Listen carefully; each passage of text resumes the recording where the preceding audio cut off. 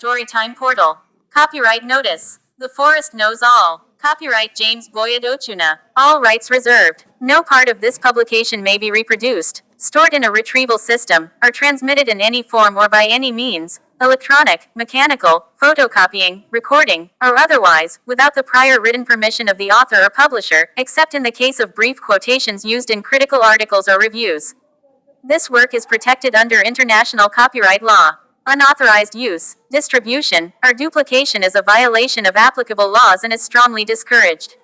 We thank you for supporting original work and respecting the rights of the creator. Page 3. I didn't move, couldn't, legs rooted deep as the forest floor, even as the others stepped forward with soldierly discipline. They didn't glance my way, not even the woman. Any imagined bond dissolved in the cold fog of betrayal. The one I thought trembled beside me hours ago now stood rigid, boots clicking softly, eyes forward, unreadable. General Quock Danger paced before them, slow, deliberate. A lion inspecting his pride. Hands clasped behind his back. His black uniform, trimmed with faded gold, bore no insignia, only the crushing weight of command. Silence reigned, thick enough to suffocate. Then he turned to me. Masangiri boy. His voice was gravel dragged through a throat stripped of kindness. What were you doing in my forest? My forest. Not ours. Not Olumo's. His. I opened my mouth, tongue stuck, dry as sand. The truth, love, Leela, moonlight, felt absurd now.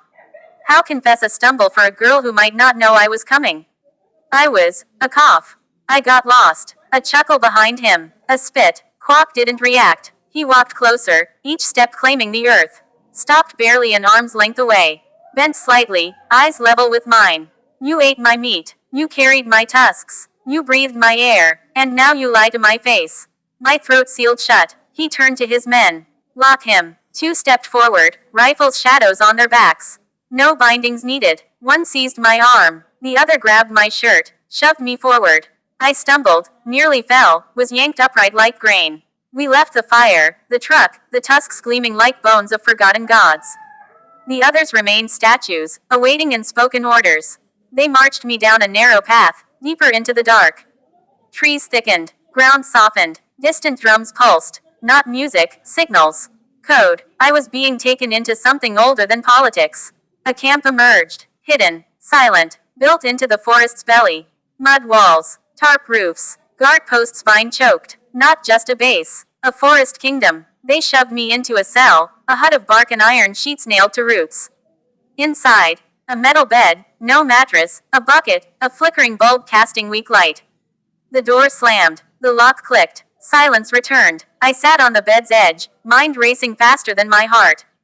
The cell smelled of sweat and secrets. Leela, my village, my mother's voice calling for supper. My stupidity, a sliver of moonlight cut through a high window. I stared, wide-eyed, afraid dawn might never come.